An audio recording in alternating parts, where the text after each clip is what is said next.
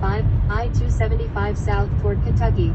So this is why I have my Kentucky tattoo. On a whim, I decided to go to Lexington. And while I went for work, I also tried to do as much as I can when I'm there. The first thing I did was show up about an hour late after these galleries opened. Once a month, this art gallery opens all their studios to the public, and people just have a bunch of work in progress work out. And they have food and they have wine, and they just sit and talk with people as they walk in and walk out of their rooms. This is a great place for people to meet up with each other and just hang out, walk around, and look at what's new. Julie's art studio was really cool. She had just been on a trip, and a lot of her art had revolved around that. She grew up in Decatur, which is a stone's throw from Chicago, and we talked about our families. All her babies are grown up. And I talked about Chicago and where we live, and I just admired watching her. She was kind enough to just let me hang out here and look at her art. And people came in and out, but the coolest part was that I felt this really cool connection to motherhood because she just showed me what it was like after the kids move out. And that adage of like, once an artist, always an artist really fits in here. When I was younger and lived in San Antonio, I used to go to First Friday every month. And when I moved away, I'd try and visit right around First Friday just to be around art again. So when I say I like to be alone, it's just for this reason. It's so that I can feel like myself again. Motherhood is the best thing I will ever do, but it's hard. And having a good work-life balance makes it all make sense for me. Now, this gallery was a really cool way to showcase students' work, and these were up for sale. These were all painted by students, and there was definitely a lot to see here. After I spent enough time in all the galleries, I went ahead and popped over to Goodfellas, because I'm from Chicago and I need to judge everybody's pizza in every city I go to.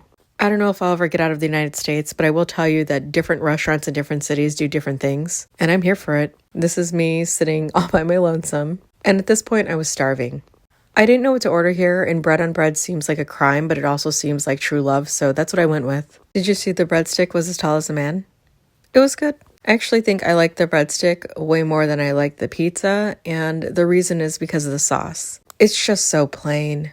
The pizza was a really nice, thin slice of pizza. I think it's closer to like a New York style. And it was good. It was good for what it was, but it wasn't amazing.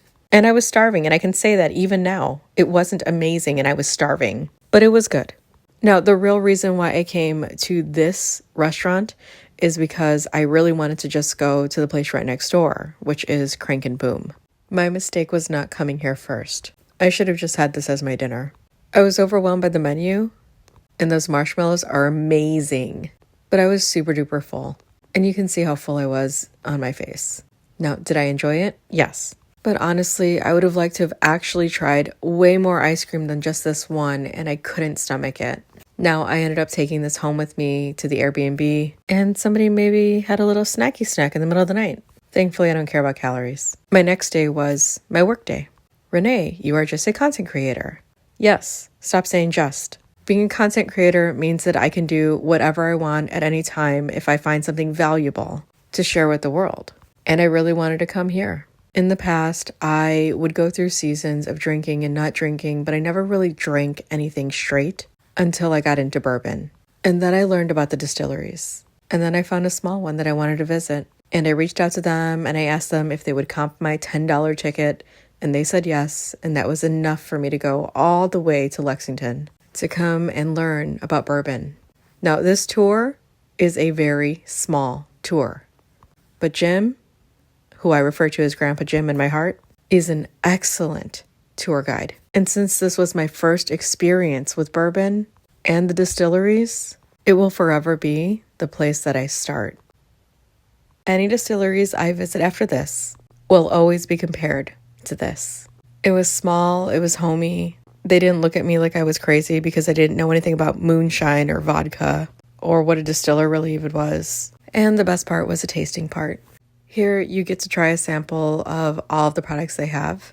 This is me trying vodka. Something you need to know is that you don't drink on an empty stomach. That is a mistake because this stuff is hard. This is straight alcohol. This is more vodka. This is actually the best vodka I've ever had in my entire life. Although I do think at this point I might have been feeling a little bit woozy. White rum did not break me out in hives, which was really good. I'll go into that a little bit more later, but it was really good. I don't think I'll ever be okay with moonshine, but I'm not a quitter. Now, the best thing that I had here was this, but that is for another video.